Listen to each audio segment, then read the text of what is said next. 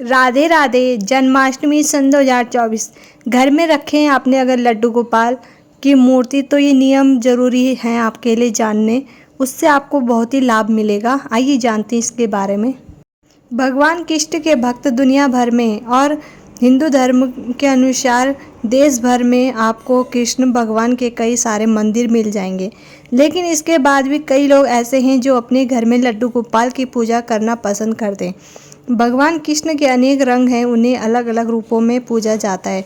उनकी बाल्यावस्था पर भी लोग लट्टू हैं और कृष्ण की इस अवस्था को बहुत ही पसंद करते हैं। घरों में भी बाल गोपाल की मूर्ति लाई जाती है और उसके लिए कृष्ण जन्माष्टमी के मौके में शुभ माना जाता है। आप भी अगर अपने घर में लड्डू गोपाल का स्वागत करना चाहते हो या घर में बाल कृष्ण को रखने का सही तरीका जानना चाहते हो तो आइए इसके बारे में मैं आपको बताती हूँ।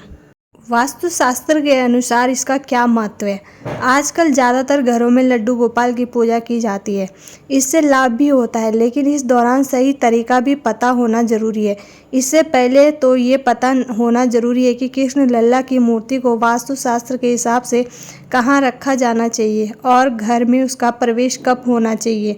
लड्डू गोपाल की मूर्ति अपने घर में लाने का सबसे शुभ समय कृष्ण जन्माष्टमी का ही है। इसके अलावा सावन या फिर भाद्रपद में भी कृष्ण की मूर्ति को घर में लाया जा सकता है। कहाँ पे हमें अपने लड्डू गोपाल रखने चाहिए। अब घर लाने के बाद सबसे ज़रूरी पहलू ये होता है कि मूर्ति को वास्तुशास्त्र के हिसाब से कहाँ रखें। कहाँ जाता है कि भगवान कृष्ण की मूर्ति को रखने की सही दिशा ईशान कोण है। इस दिशा में मूर्ति रखने से भगवान आशीर्वाद देते हैं। घर में जहाँ पर भी आप लड्डू गोपाल को रखें वहाँ इस बात का ध्यान रखें कि उन्हें ऊंचा आसन दें और झूले पर रखें।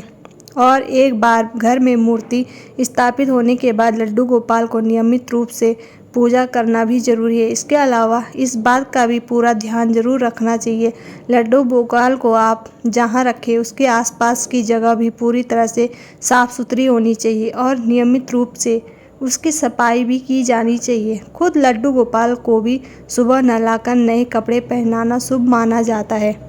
और लड्डू गोपाल को माखन का भोग ज़रूर लगाएं।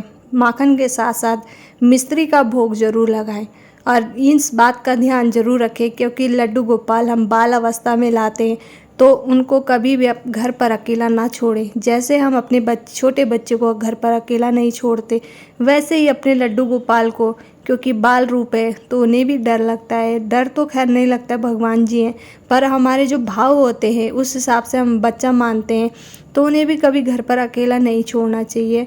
उससे फिर हमें दोष लगता है।